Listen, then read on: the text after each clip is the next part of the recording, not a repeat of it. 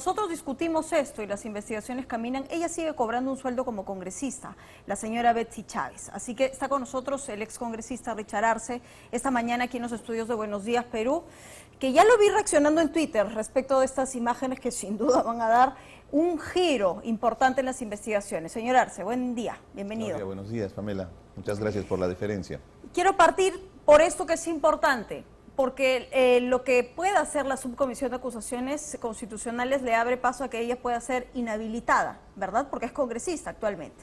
Sí, y lo que corresponde, ¿no? Porque entenderás que no solamente tiene el sueldo de congresista, sino también tiene la inmunidad.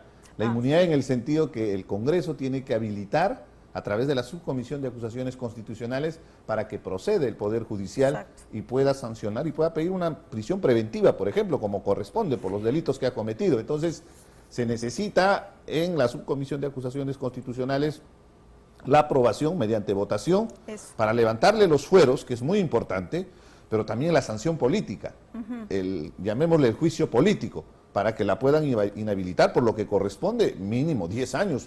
Yo sé que es la máxima pena, pero corresponde por la irresponsabilidad, por mentir descaradamente, pero sobre todo por pretender engañar a todo un país. Pretende que todos los peruanos somos ingenuos, nos ha querido sorprender durante todos estos meses, inclusive en la conflictividad. Eso es lo que causa más indignación, porque en parques y plazas, en diferentes ciudades, han estado pregonando que Pedro Castillo había sido drogado, que Pedro Castillo había sido dopado, que le habían puesto un guión y él no se daba cuenta de lo que estaba leyendo. Con este reportaje, con la información de los videos de Palacio de Gobierno que se ha tenido acceso, se cae toda la mentira. Las mentiras tienen patas cortas, decía mi abuelita, ¿no? Siempre desde niño nos formaban para hablar con la verdad. Lamentablemente estamos viendo esta clase política que han utilizado justamente la perversidad justamente de sus ambiciones políticas para soliviantar a las masas. Y ha habido mucha gente que le ha creído, por supuesto, y han creído que el pobre Pedro Castillo no sabía lo que estaba haciendo. Las imágenes son reveladoras porque inclusive hay el guiño de ojo, pero también se nota después la falta de prestancia, ¿no? De altura que debe tener una autoridad para, por más que esté equivocado, tener la firmeza. Por eso le temblaba las manos. ¿No? Solo para cerrar este punto, ¿no? ¿Cuánto en tiempo procedimentalmente demoraría esto? ¿No? Porque queda claro que hoy subcomisión, informe final, tiene que pasar a la comisión permanente, de la comisión permanente pasa al pleno. ¿En cuánto tiempo estaríamos ante la inhabilitación de la señora Chávez? Claudia, en realidad es voluntad política. Cuando fui congresista, yo vi que removieron a 3 congresistas, entre ellos Kenji Fujimori, en menos de un mes. Fue una inhabilitación express. Exactamente, una inhabilitación express. Entonces, pero también hemos visto que durante meses protegen a congresistas que están involucrados con problemas bastante serios. Luciana León, Becerril, y hasta el día de hoy seguimos esperando el sueño de los justos, ¿no? Y en ese sentido, ¿cabe la posibilidad de que todavía este grupo de congresistas que sigue defendiendo a Pedro Castillo pueda retrasar la inhabilitación de la exministra? Hay formas y hay mecanismos en la práctica parlamentaria justamente para bloquear el debate, para poder retrasar justamente la posibilidad de que se pueda abordar. Estamos hablando de un Congreso con menos de 7% de aprobación, unos irresponsables que han sido cómplices de Pedro Castillo desde mi punto de vista, porque durante 17 meses no practicaron lo que les correspondía, el control político y la fiscalización. Por eso tenemos hasta los niños y ahora se va, según la propia Fiscalía, se va develando cada uno de los actos que han cometido. Entonces, no sé si te das cuenta, estamos sujetos a la discrecionalidad de un Congreso irresponsable, incompetente, un Congreso que está absorto con el boato y las gollerías. Nos hemos dado cuenta la semana pasada de cómo están ellos beneficiándose con dinero público y creen que es inclusive una especie de derecho, cuando reclaman todavía, tienen el desparpajo de reclamar esos beneficios. Por supuesto, alguien podría decir, pero tú has sido congresista. Sí, teníamos esos beneficios, Pero en su momento, en lo personal, el 2019 yo participé activamente para que se cierre ese Congreso, porque desde mi punto de vista, y el tiempo nos da la razón, ahí están los cuellos blancos, ahí está Inostroza fugado, porque fue igual, en una comisión permanente blindaron a los cuellos blancos, sobre todo a este Inostroza, y él aprovechó para hacer la fuga por Piura y después aparecer en España. Esa es la perversidad justamente que hacen en el Parlamento, y frente a eso lo que tiene que haber es posición política, ¿no? Sí. Y eso no lo tiene este Congreso de la República. No, ni sentido de realidad, porque mientras nosotros estamos discutiendo esto que va a tener que seguir su fuero, el sur sigue ardiendo. Hoy anuncia el bloqueo del corredor minero entre Bancay y Cusco, ¿verdad? Usted en algún momento dijo que esta paralización podría asfixiar económicamente a las bambas y llevarla hasta incluso un cierre definitivo. ¿Qué significa esto, no? Este anuncio no solo de paralización que trae consigo la, ¿cómo le decimos? Poca acción del gobierno de la señora Boluarte, o no haber encontrado quien pueda en la zona ser incluso en cuanto a los gobernadores, que pueda ser su ancla para finalmente hacer que la conflictividad disminuya.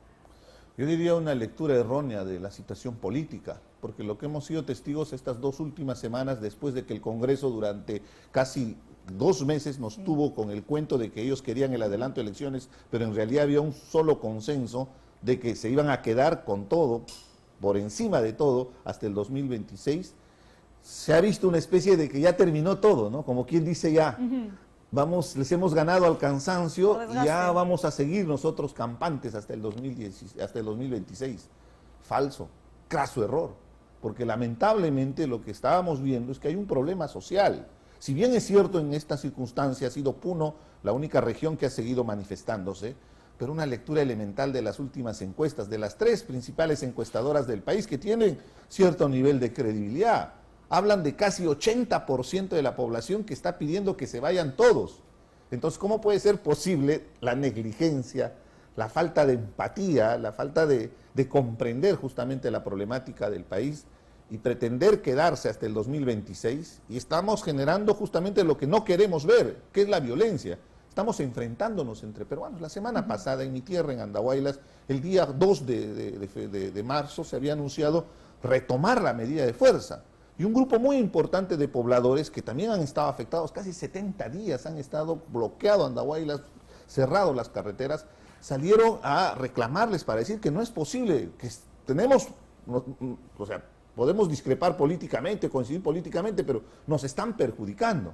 ¿Cómo terminó en el campo ferial? Terminó en un enfrentamiento, se han agarrado a palos, se han agarrado con surreados, se han tirado piedras. Los que querían y los que no querían. Exactamente. Entonces, ¿a qué voy con todo eso? Estamos llegando a enfrentarnos entre peruanos por la irresponsabilidad de los políticos. ¿Cómo puede ser posible que en el Congreso no puedan entender esto? Y también en el Ejecutivo, porque el Ejecutivo tiene mecanismos constitucionales y ahí viene la respuesta. Podría accionar una presión mayor desde el Ejecutivo para que el Congreso de una vez por todas entienda que han perdido la legitimidad para gobernar. Muchos políticos creemos que una vez que somos electos tenemos un cheque en blanco. Cada día tenemos que ganarnos el respeto de la población y eso se llama legitimidad para gobernar. Este rendir Congreso cuentas no tiene constantemente. como corresponde. Ahora, lo que está pasando en Puno tiene varias aristas para analizar. Por supuesto que hay una población que está reclamando porque creen que lo que le pasó al expresidente Pedro Castillo es una injusticia, sus razones tendrán, y que está alimentado también por estas mentiras que les han ido contando constantemente. También hay sectores que tienen reclamos sociales. Esa división la tendría que hacer el Ejecutivo también para poder atender a cada una de las demandas. Definitivamente hay una serie de problemas subyacentes en cada una de las regiones. Si vamos a Puno, ha sido muy importante el anuncio del shock de inversiones, este punche Puno que le ha llamado el gobierno para poder atender sectores determinantes como el agro, el tema del agua, saneamiento básico, pero también hay otros problemas. La Rinconada, por ejemplo, que es una zona de tierra de nadie, así como La Pampa en Madre de Dios, en Puno hay la Rinconada donde hay minería ilegal, donde lamentablemente cuando hay una economía ilegal va a haber una serie de actividades ilícitas, hasta inclusive trata de blancas, tráfico y hasta podría haber hasta sicariato, ¿no? O sea, lo que voy es a lo siguiente, que se aborde también esos problemas. Súmale el contrabando, que es bastante complejo en Puno y que inclusive sostiene su economía. Súmale el narcotráfico. Ahora, hay un tema ambiental determinante que viene de hace también. muchos años, que es la contaminación de la cuenca del río Ramis y el río Coata, que hace tiempo reclama Puno. Pero ojo, todo este paquete no va a funcionar si es que no tenemos el sentido de entender que hay una expectativa de la población. No ha que si bien es funcionado cierto, porque- demanda esto, pero ¿qué está demandando? Que se vayan todos. Entonces, ¿cuál tiene que ser la respuesta? Tampoco vamos a hacer que de la noche a la mañana ya todo el mundo renuncia y hacemos un caos, una anarquía en el país. No, un proceso ordenado para poder hacer este adelanto de elecciones como corresponde. En realidad es la única estrategia que veo en el horizonte que va a permitir de alguna manera contener. Imagínate nomás, proyectemos escenarios. ¿Qué hubiera pasado si el Congreso hubiera estado a la altura y hubiera aprobado el adelanto de elecciones, por más que sea el año 2024? Estoy casi seguro y convencido que no habría este tipo de problemas, porque inclusive los radicales que se aprovechan de esta circunstancia no tendrían el argumento. Ya ¿Cómo no le van a habría reclamar a la así es. población que les apoye si ya se logró el adelanto de elecciones? Entonces, un poco de desprendimiento a la clase política, que entiendan el problema está latente. No podemos evitar y ser tan irresponsables de postergar el problema como estrategia. Eso ha sido la estrategia desde el Congreso de la República. Como quien dice, patear el problema, jugar al cansancio, y acá están las consecuencias que estamos viviendo, ¿no? Bien, agradecerle, señor Arce, y solo con esto ya cerrar, ¿no? Si lo vuelven a convocar, ¿usted volvería a ir al gobierno central? Como siempre, con la mejor predisposición, como cualquier ciudadano, para poder aportar con nuestros conocimientos, con nuestra experiencia, bienvenido. Pero ojo, esto no es una prebenda. Yo no he ido a Zarratea, no he ido a pedir un cargo, no soy funcionario público ni nada por el estilo. Pero con toda objetividad, creo que es momento que cualquier ciudadano aporte a buscar una salida a esta profunda crisis y buscar la paz social. Creo que ese es el gran objetivo para nuestro país. Gracias nuevamente, señor Arce, por haber estado esta mañana con